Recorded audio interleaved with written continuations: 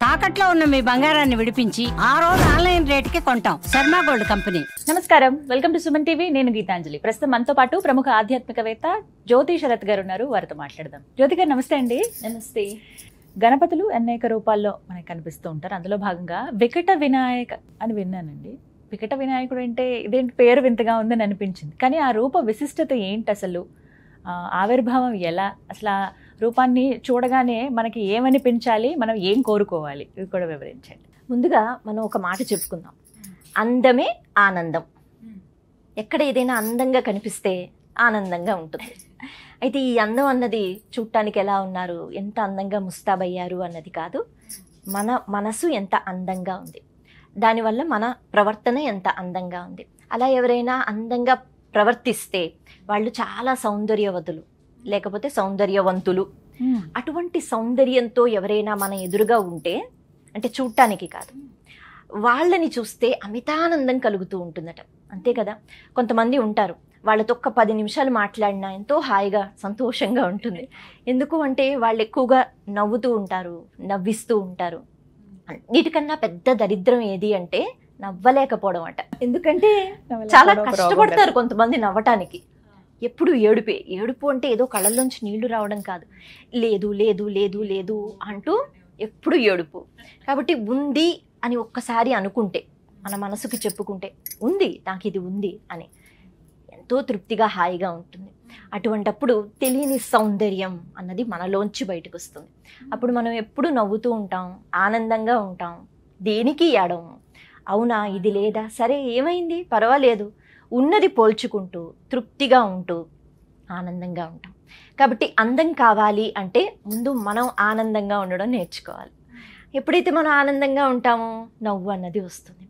ఎవరైతే ఎప్పుడు నవ్వుతూ ఉంటారో, ఎందుకు నవ్వుతాం మనం? సాధారణంగా మనకి హాయిగా సంతోషంగా ఉన్నప్పుడు నవ్వుతాం. కాబట్టి ఈ వికట వినాయకుడు అంటే చాలా హాస్యాస్పదమైన పనులు చేస్తూ వినాయకుడు నవ్విస్తూ ఉంటాడు. తను ఎప్పుడు ప్రసన్నంగా ఉంటాడట. వినాయకుడు ఏదో కోపంతో ఉన్నాడు అనేటట్టుగా ఎప్పుడూ ఉండదట. ఇంకా చెప్పాలి అంటే ఆదిశంకరాచార్యులు వారు చేసిన స్తుతిలో సదా బాల రూప అని అంటారు. వినాయకుడు అంటే ఎప్పుడు మనకి చిన్నవాడు, అలాగే చూస్తాం, అలాగే మనం కొలుచుకుంటాం. కాబట్టి చిన్న పిల్లలు, వాళ్ళకి ఏ బాధలు బెంగలు ఉండవు. అంటే అప్పటి పిల్లల గురించి మాట్లాడుతున్నాను. ఇప్పటి పిల్లలకి అన్ని టెన్షన్లే, వాళ్ళకి కూడా డిప్రెషన్లు అన్నీ ఉంటున్నాయి. కానీ పిల్లలు అంటే ఏ బరువు బాధ్యతలు లేకుండా హాయిగా జీవితాన్ని బాల్యం గడిపేస్తూ ఉంటారు కదా, అలా. కాబట్టి ఆ పిల్లల లాంటి మనస్తత్వం ఉంటూ వినాయకుడు ఎప్పుడు ప్రసన్నంగా ఉంటాడు. ఆయన ఎప్పుడు సంతోషంగా ఉంటాడు. కాబట్టి ఆయన చూసిన వెంటనే, ఆ వికట రూపాన్ని చూసిన వెంటనే ఆయన హాస్యంతో ఉంటూ, ఆయన హాస్యాన్ని అలవాటు చేసుకుంటూ మనకి కూడా ఎంతో ఆనందాన్ని ఇస్తున్నాడు అని మనం తెలుసుకోవాలి. అయితే ఈ ఆనందానికి సంబంధించి, లేకపోతే ఇలాంటి చర్యలకి సంబంధించి మనకు ఒక కథ వినిపిస్తూ ఉంటుంది. శ్రీ మహావిష్ణువు ఒకసారి, అంటే వాళ్ళ లోకాలన్నీ దగ్గరే ఉంటూ ఉంటాయి కదా, వైకుంఠం అని శివలోకం అని. అలా ఒకసారి వినాయకుడిని చూడటానికి వెళ్ళారట, వినాయక చవితి రోజు. అయితే శ్రీ మహావిష్ణువు మేనమామ అవుతారు అని చెప్తూ ఉంటారు, అంతే కదా, వరుసలు కడుతూ ఉంటారు. అయితే అలా వెళ్ళేటప్పుడు ఆయన కూర్చుని మాట్లాడుతున్నారట. విష్ణుమూర్తి దగ్గర ఉన్న సుదర్శన చక్రాన్ని పక్కన పెట్టారట. ఈలోపు వినాయకుడు ఆయన ప్రతి ఒక్కటి చూసి ఆరా తీసి ఏంటి అని ఆలోచిస్తూ ఉంటాడు కదా, పిల్లల తత్వం. ఇదేదో చక్కిలంలా ఉంది అన్నట్టుగా ఆయన నోట్లో వేసేసుకున్నాడట. అలా వేసేసుకుంటే అది అసలే సుదర్శన చక్రం, అది చక్కిలం కాదు కదా, అది ఇక్కడ ఉండిపోయిందట. వినాయకుడు చిన్నవాడుగా ఉండిపోయిందట. ఉండిపోయినప్పుడు ఇదేంటిది ఇలా ఉండిపోయింది అని, వాస్తవానికి శ్రీ మహావిష్ణువో లేకపోతే ఈశ్వరుడో తలుచుకుంటే అది బయటికి రాకపోదు. కాకపోతే కొన్ని సందర్భాలు, కొన్ని కథలు ఎందుకు వినిపిస్తాయంటే మనం ఏదోటి నేర్చుకోవాలని. కాబట్టి అలా గొంతులో అడ్డంగా ఉండిపోతే ఉక్కిరి బిక్కిరి అవుతున్నట్టే, ఏం చేయాలి.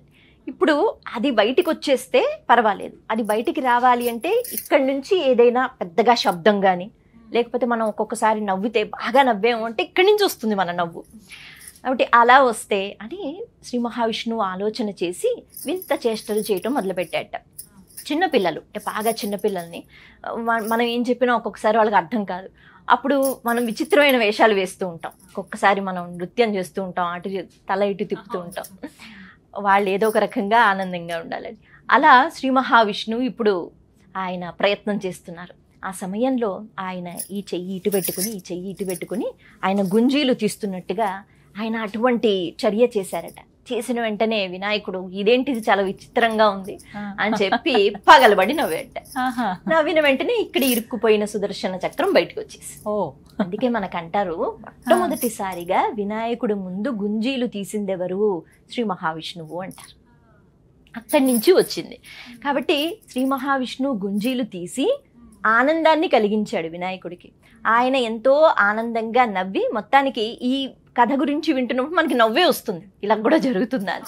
కాబట్టి వికటో అనేటప్పటికి ఇటువంటి పనులు ఎక్కువ చేస్తూ ఉంటాడు అనేటట్టుగా, కానీ అటువంటి పనిలో కూడా మనకి ఎంతో చక్కని సందేశాన్ని ఇస్తూ ఉంటాడని. అప్పటి నుంచి మొదలై నేటికి కూడా వినాయక స్వరూపం ముందు మనం గుంజీలు తీస్తే, అంటే ఏదో మనం తప్పు చేశాము క్షమించు అని కాకుండా, మనం ఎప్పుడైతే భగవంతుని దగ్గరికి వెళ్ళి లొంగిపోతున్నామో, అంటే మన భావన అదే కదా గుంజీలు తీసి. శ్రీ మహావిష్ణువు గుంజీలు ఎందుకు తీశాడో? తప్పు చేయలేదు, వినాయకుడిని ఆనందింప చేయటానికి చేశాడు. మనం కూడా వినాయకుడిని ఆనందింప చెయ్యాలి అంటే, స్వామి నేను తప్పు చేశాను అని ఒప్పుకోగలగాలట. ఏ రకంగా అయితే మన పిల్లలు తప్పు చేసిన మన దగ్గరకు వచ్చి, అమ్మా ఇలా పొరపాటు అయిపోయింది ఇంకెప్పుడు చెయ్యను అంటే, మనకి ప్రేమ ఇంకా కలిగి మనం క్షమిస్తాం, అంతేగాని వాళ్ళని అంటే శిక్షించాం. కాబట్టి భగవంతుడు అదే కోరుకుంటాడట. ఇంకొక అద్భుతమైన సన్నివేశం ఉంది.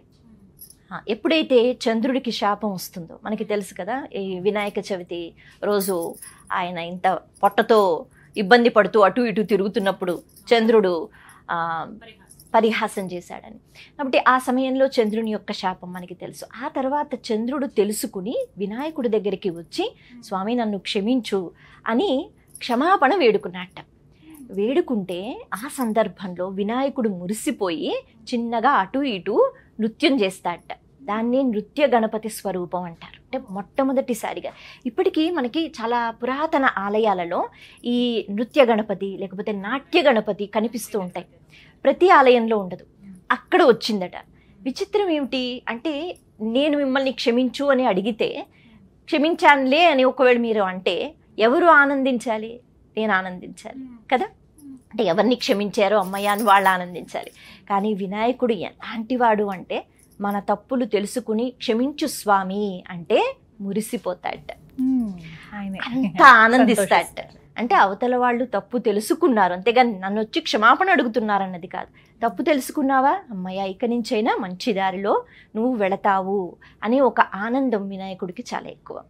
అందుకే చంద్రుడు అలా క్షమించు అని అడిగిన వెంటనే నృత్య గణపతి రూపం వచ్చింది. చక్కగా అటు ఇటు నాట్యం చేశాట వినాయకుడు ఆనందంగా. ఒకటి ఈ గుంజీలు తీయటము, లేకపోతే ఈ నాట్య గణపతి స్వరూపాన్ని, లేకపోతే వికటో అనేటప్పటికీ చాలా ఆనందంగా ఆయన ఎప్పుడు కూడా ప్రసన్నంగా ఉంటూ ఆ రూపాన్ని మనకి చూపిస్తున్నప్పుడు, అంటే ఆ రూపంలో మనం ఎప్పుడైతే వికటో అని అనుకుంటామో ప్రప్రథమంగా నవ్వుకోవడం నేర్చుకోవాలి. అంటే ఊరికే పరిహాసం చేస్తూ నవ్వడం కాదు, నవ్వడం నేర్చుకోవడం అంటే ఏంటి? తృప్తిగా ఉండగలగటం, తృప్తిగా ఉంటూ ఏది ఉందో దాన్ని పోల్చుకుని సంతోషంగా ఉండటం. అలా ఉంటే గనక నిజంగానే మన చుట్టూ ఎన్ని దోషాలున్నా పోతూ ఉంటాయి. మనం ఎవరితో మాట్లాడినా వాళ్ళకి సంతోషాన్ని ఇస్తాం, మనం సంతోషంగా. మనకి ఎప్పుడు చిరాకుగానే కష్టాలలో ఉంటే ఎవ్వరూ మనతో ఒక 10 నిమిషాలు కూడా మాట్లాడరు. ఎందుకంటే కొంతమంది ఉంటారు, వాళ్ళు ఎప్పుడు వాళ్ళ కష్టాలే చెప్పుకుంటారు. నాకు ఇది ఈ బాధ ఆ బాధ, ఎప్పుడు కూడా నాకు ఇది మంచి జరిగిందని చెప్పరు. జరుగుతూ ఉంటాయి కానీ ఎక్కువగా కష్టాలే గుర్తు తెచ్చుకుంటూ ఉంటారు. కాబట్టి వికటో అనేటప్పటికీ ఎంతో హాస్యంగా, లేకపోతే సరదాగా, ప్రసన్నంగా నేనుంటాను, నన్ను చూసి మీరు కూడా ఎప్పుడు సంతోషంగా ఉండండి, లేనిదే ఉంది, ఒకవేళ ఏది లేదు అన్నా నన్ను అడగండి, ఇస్తాను అంటాడు. చాలా చక్కగా వివరించారు. ధన్యవాదాలండి.